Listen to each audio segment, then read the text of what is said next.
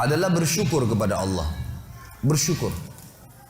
Para ulama salaf kita dari sahabat dan tabi'in, tabi'in, orang-orang saleh yang sudah faham wahyu Al-Quran dan Sunnah, maka mereka selalu lisannya kalau lagi tidak ngomong sama orang dua hal, alhamdulillah atau astagfirullah.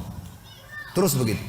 Sampai mereka itu kalau lagi jalan dari rumahnya ke tokonya di Baghdad dulu, di Irak, di Madinah, di Mekah, di tempat-tempat mereka mau buka usaha, atau mereka dari rumahnya menuju ke masjid mau mengajar, maka selalu lisannya alhamdulillah, alhamdulillah, alhamdulillah, alhamdulillah, alhamdulillah, non-stop.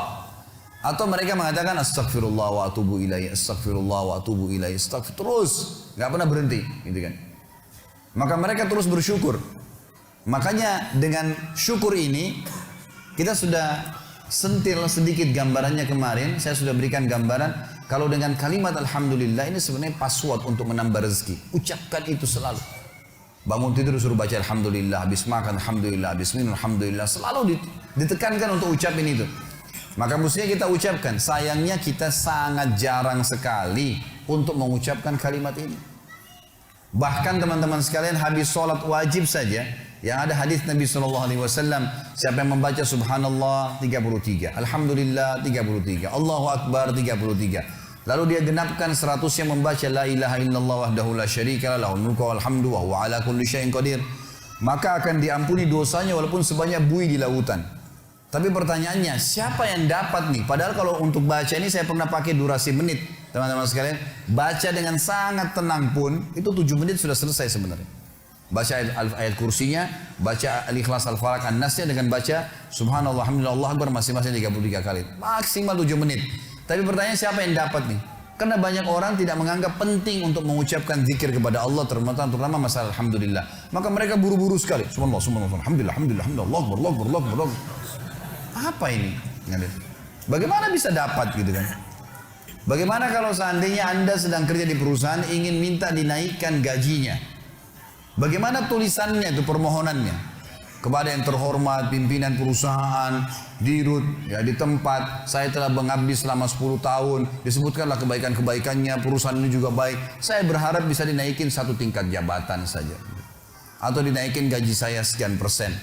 Atas kerana kami ucapkan terima kasih, taruh di ruangan dirutnya. Kira-kira berani nggak pegawai ini ketuk-ketuk, mana tadi kemarin tuh yang saya sudah ajukan, gitu kan? Nggak bisa nunggu sebulan belum datang, sabar. Kenapa? Kalau doa rewel gitu. Mestinya sabar kepada Allah Subhanahu Wa Taala. Allah tahu kebutuhan kita kok. Allah tahu kebutuhan hamba-hambanya. Bahkan kita tidak minta pun Allah tahu kebutuhan hambanya, gitu kan? Allah tahu kebutuhan hambanya. Jadi harusnya bersyukur teman-teman sekalian. Kita biasakan bersyukur kepada Allah Subhanahu Wa Taala. Masih ingat tadi pagi saya bilang banyak hal-hal yang bahkan dianggap buruk oleh manusia, ternyata sebuah rezeki. Seperti tadi lapar, haus, capek. Mulai sekarang jangan kalau lapar bilang aduh lapar, nggak boleh. Karena kalau tidak lapar nggak enak kita makan. Mestinya alhamdulillah saya lapar. Itu aja mestinya kita syukurin. Hal-hal yang kita anggap buruk juga sebuah nikmat sebenarnya.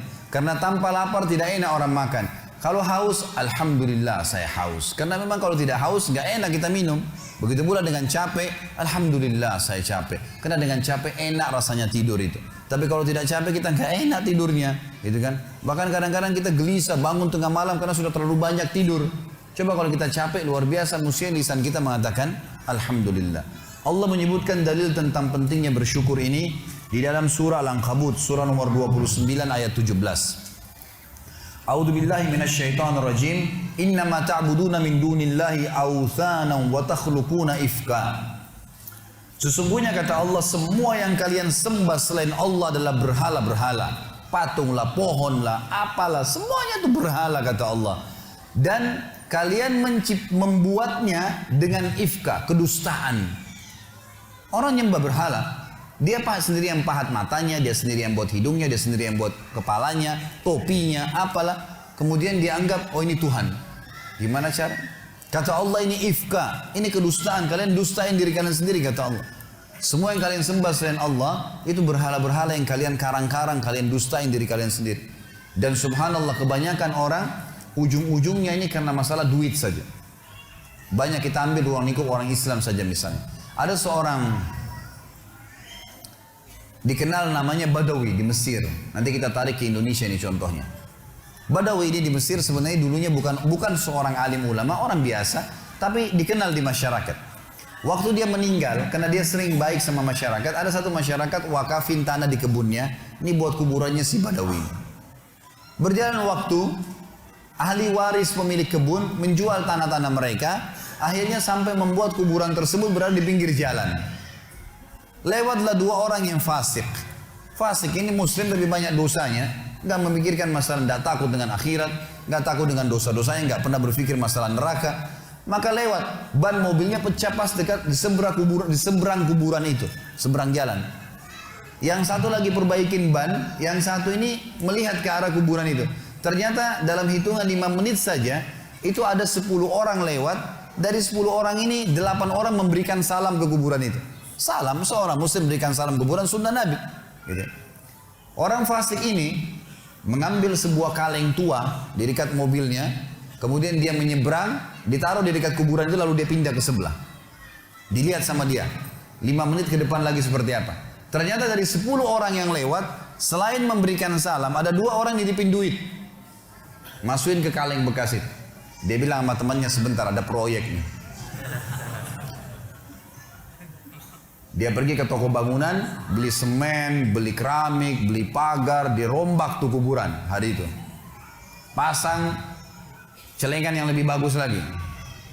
Dia sama temannya besok duduk di seberang jalan, lihat perkembangan. Ternyata dari pagi sampai sore, di antara orang yang lewat karena kuburannya sudah bagus, ada yang berikan salam, ada yang titipin fulus, duit lagi. Kalengnya penuh, gitu kan? Wah, ini proyek nih. Beli tanah di sekitarnya, bebasin tanah itu, bangunin masjid. Dan sekarang teman-teman sekalian, masjid itu bisa menampung sekitar 1000 orang, dan di dalamnya ada kuburan si Badawi tadi. Setiap hari orang berbuat kemusyrikan, minta-minta sama kuburan tersebut, berharap bisa diberikan keselamatan lah, kalau menikah bisa berkah lah, minta sama kuburannya si syekh ini, dan diistilahkan dengan Syekh Badawi. Ini bukan syekh, bukan seorang alim dulu. Sedangkan orang alim aja nggak boleh, apalagi bukan orang alim. Sampai Imam Nawawi rahimahullah. Ini teman-teman, maaf, di Indonesia yang masih banyak melakukan hal-hal seperti ini. Imam Nawawi ini salah satu tokoh madhab Syafi'iyah. Beliau mengatakan, saya heran pada orang-orang yang minta-minta pada kuburan walaupun itu adalah orang alim. Sementara di dalam kuburan adalah manusia seperti dia sama yang sudah jadi tulang belulang. Nabi Muhammad SAW saja kita masih kirimin salawat untuk beliau. Apa itu salawat? Tambahan rahmat dari Allah SWT. Nabi yang sudah diampuni dosanya. Para sahabat orang soleh kita masih mengatakan radhiyallahu anhum, kita doain. Bagaimana kita tidak mendoakan orang-orang lain? Sesoleh apapun mereka kita harus doain. Itu sunnah Nabi SAW gitu kan. Subhanallah, saya pernah mendatangi sebuah kota di Indonesia ini. Ada satu masjid tua sekali. Saya sholat di situ dan ini bekas peninggalan kerajaan. Begitu saya keluar dari masjid itu, ada satu ruangan rupanya di sebelah kiri masjid. Kecil sekali, mungkin cuma bisa nampung 5-6 orang di dalam, dan ada orang duduk di atas tembok dekat pintunya. Lalu kemudian ditutup pintu tersebut, dia sambil nunggu. Saya lewat terus saya tanya teman saya, ini tempat apa ini? Dia bilang ini dalamnya kuburan. Terus untuk apa orang itu duduk di atas pintu? Dia bilang itu penjaga pintunya. Terus apa yang dilakukan? Dibukain pintu sama dia, sebentar nanti antum lihat ada 5 orang yang keluar, di dalam sudah minta-minta kepada kuburan tersebut, nanti gantian lagi 5 orang lagi masuk antri. Begitu terus, gitu kan? Dan akhirnya penjaga kuburan diberikan duit oleh dia. Subhanallah, saya bilang subhanallah, maha suci Allah. Di mana mereka dari sabda Nabi SAW kepada Abdullah bin Abbas, wahai anak kecil, kalau kau minta tolong hanya minta tolong kepada Allah. Di mana mereka dari perkataan Imam Nawawi tadi, kalau mestinya mereka mengirimkan doa untuk orang mati, bukan malah mereka minta-minta kepada mereka. Ada ajaran agama kita jelas, tapi seperti itulah. Subhanallah. Dan ujung-ujungnya di belakangnya ternyata pengumpulan dana lagi, gitu kan. Ini banyak orang yang tidak sadar dan membiarkan manusia terjerumus hanya karena ingin mendapatkan rezeki yang dasarnya sebenarnya sudah ada sumbernya, tadi sudah saya jelaskan. Kata Allah Subhanahu wa taala, teman-teman sekalian, innama ta'buduna min dunillahi awthanan wa takhluquna ifka. Semua yang kalian seru selain Allah, maka itu awthan, berhala-berhala, dan kalian membuatnya itu ifka dengan kedustaan. Innal ladzina ta'buduna min dunillah, semua yang kalian sembah selain Allah, kalian seru minta tolong apapun sama mereka, la yamlikuna lakum rizqa, mereka tidak memiliki rezeki untuk kalian. Fabtagu indallahir rizq. Hanya mintalah kepada Allah satu-satunya rezeki itu. Wa'buduhu. Dan patulah padanya. Yang dia perintahkan kerjakan, yang dia larang tinggalkan. Yang halal nikmatin, yang haram tinggalkan.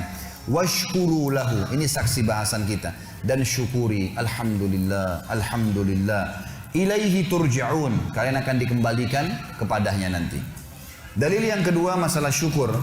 Ini pilar pertama untuk menambah rezeki itu teman-teman sekalian. Bersyukur. Surah Saba, surah nomor 34 ayat 15. Allah Subhanahu wa taala berfirman, A'udzubillahi minasyaitonirrajim. Laqad kana li saba'in fi maskanihim ayah. Saba ini teman-teman sekalian, surah Saba, surah nomor 34, nama lainnya negeri Yaman. Zaman dulu di zaman Ibrahim alaihissalam, Saba itu namanya negeri Yaman, gitu kan. Dulu subur sekali negeri Yaman itu. Dan Allah Subhanahu wa taala menceritakan tentang keadaan mereka dalam surah Saba ayat 15 ini. Sesungguhnya di negeri Saba di zaman dulu itu di kehidupan mereka ada tanda-tanda kebesaran Allah. Jannatani ayyamini wa shimal. Di sisi timur dan baratnya itu ada kebun-kebun yang lebat. Dijelaskan dalam sebuah riwayat Nabi SAW bahwasanya dulu di negeri Saba ini ada Saddul Ma'rib namanya. Ada bendungan Ma'rib. Bendungan Ma'rib ini teman-teman sekalian dibuat dengan ilmu yang Allah berikan kepada mereka dan mereka beriman kepada Allah, maka membuat akhirnya di musim panas pun mereka tetap punya sayur-sayuran. Semua di barat negeri Sabah sayur-sayuran, di bagian timurnya adalah buah-buahan dan sampai mereka menjadi pemasok terbesar di dunia pada saat itu. Maka Allah mengatakan, kulu min rizki rabbikum washkurulah. Kata kuncinya makanlah, nikmatilah itu semua. Tapi syukuri, bersyukur kepada Allah. Kata Allah, kalau kalian bersyukur, baldatun tayyibah, negeri kalian pasti akan jadi baik. Wa rabbun ghafur, dan kalian akan menemukan Tuhan kalian adalah zat yang maha pengampun.